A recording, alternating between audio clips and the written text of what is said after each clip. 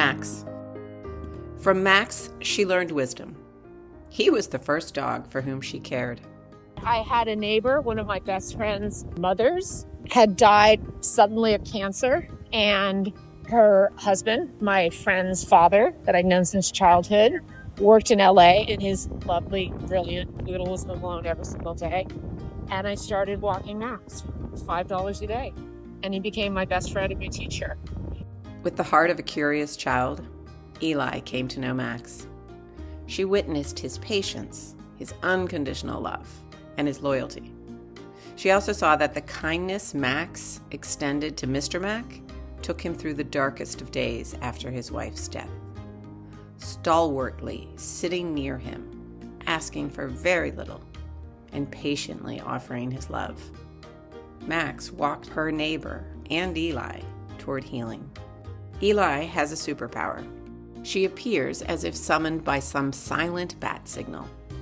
No matter the gravity of the challenge you face, she shows up when no one else does. She is loving and patient and kind, giving you exactly what you need when you cannot even articulate it for yourself. I know. Lying in a hospital bed 2 days after my son had died, I was handed the phone.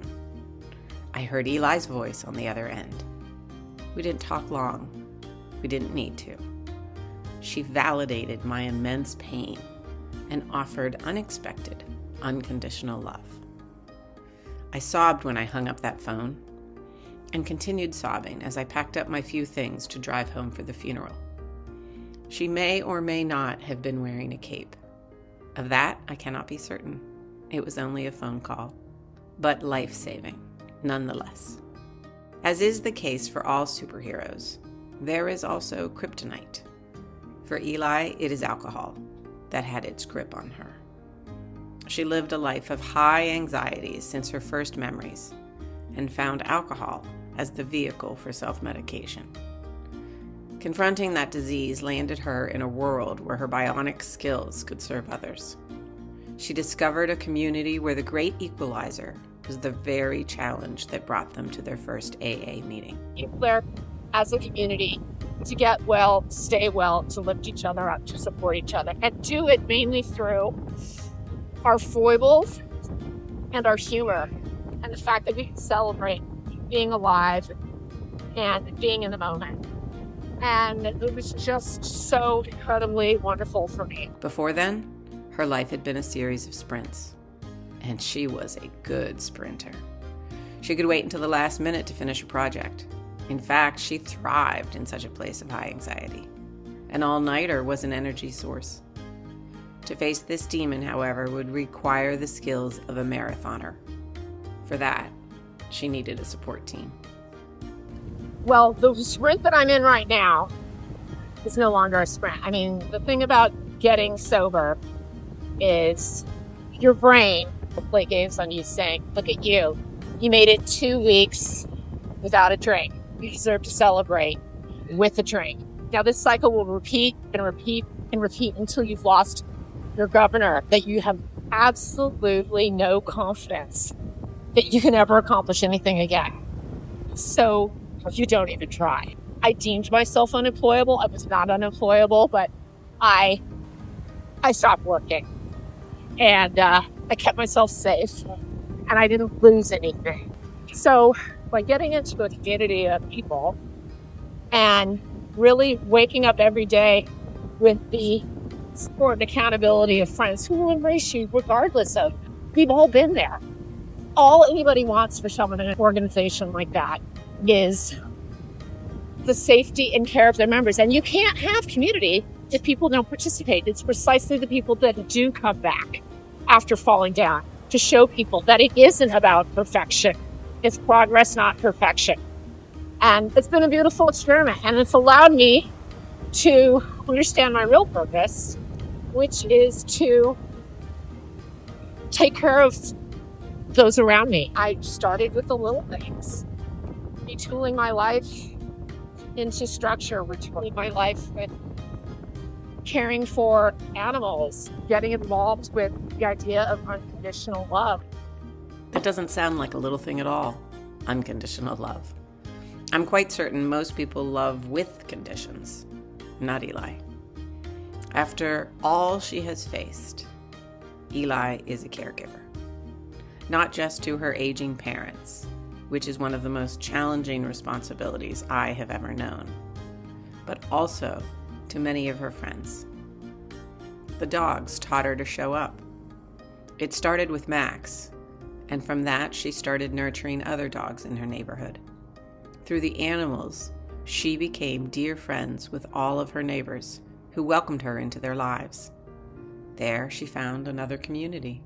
I'm very wonderful intimate relationships with the dogs and with them as dog owners, which is a different level of intimacy and understanding of human beings. The dogs didn't judge or criticize. They simply offered their whole hearts, asking nothing in return but her presence and affection. Meeting their people through their beloved companions had a unique way of softening the edges, making them more relatable and approachable. It's as if the pure, unconditional love of a dog has the power to draw out the best in the rest of us. Eli does that. Her daily routine finds her making phone calls every morning to 3 or 4 warriors who have battled back the disease they all share. A disease for which the only cure is honesty, humility, and community. Can you hear what a leader you are in that community? Oh, thanks, Rose. I try to live through example, not in an arrogant way, but just explaining to others to always find community and support. The only way to do this is people that understand. It's like having a bad back. You don't get it unless you get it. It's a disease of the body and the mind and the spirit. And it is genetic. But it's not is the diagnosis important? It's the person, Right?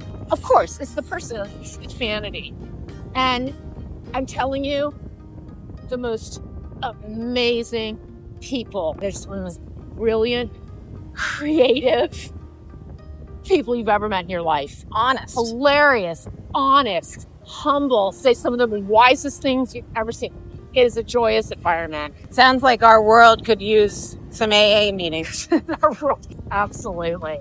At the end of the day, it's getting outside of yourself and giving back through your own honesty. I get my biggest reward, strangely, through being able to find love and humor in the most horrendous things. It will come as no surprise that our friendship hasn't been a straight line over the past 35 years. We lost touch at times.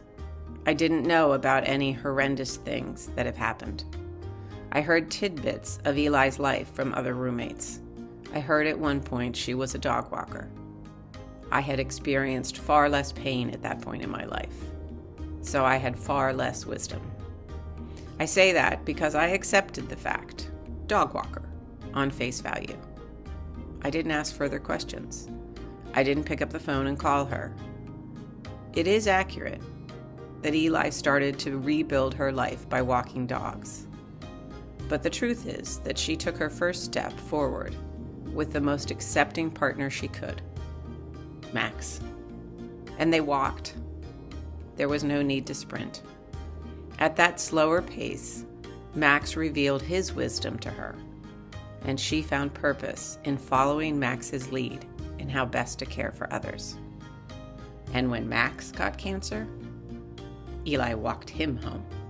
He shared his love with me when I couldn't love myself. And Max took care of me, actually. Look for the helpers, Mr. Rogers reminded us. In our horrendous moments, look for the helpers. If you are as fortunate as I am, you'll get a call from Eli. She will show up. It's her superpower. Thanks for walking with Eli. To hear and read more from Liz Hofreiter and the Walk With Me project, head over to hofreiter.com. That's HOFREUTER.com to browse all 50 walks today. Thanks again, and keep walking.